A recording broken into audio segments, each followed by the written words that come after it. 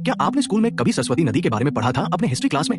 काफी चांसेस है कि या तो सरस्वती का कुछ भी जिक्र नहीं होगा या फिर उसे एक काल्पनिक या मिथिकल नदी बताया गया होगा।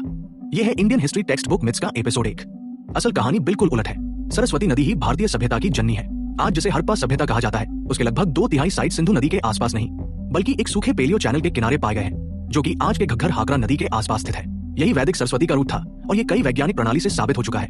लिंक वीडियो में वो डिटेल देखे पर अभी आगे। नए हड़प्पा साइट जैसे राखीगढ़ी, कालीबंगन और भिराना में 4 से 5 हजार साल तक लगातार ह्यूमन सेटलमेंट के प्रमाण मिले हैं। यहाँ योग मुद्रा के मूर्तियां, स्वस्तिक चिन्ह वाले सील और रिचुअलिस्टिक अग्निकुंज जैसी संरचनाएं मिली है, जो वैदिक परंपराओं से मेल खाती है। ऋग्वेद में सरस्वती का उल्लेख लगभग 75 बार आता है और सिंधु का 20 से भी कम।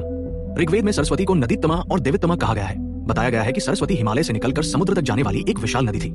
साथ ही सारे सब सिंधु नदियों का जिक्र किया गया है, जैसे शुतुद्री, परुष्णी, वितस्ता आदि। ये सारी नदियां आज भी मौजूद हैं, क्रमशः सतलज, रावी और झेलम। तो फिर सरस्वती ही काल्पनिक क्यों? इन सबका साफ मतलब यही है कि वैदिक सभ्यता ही सिंधु सरस्वती सभ्यता थी।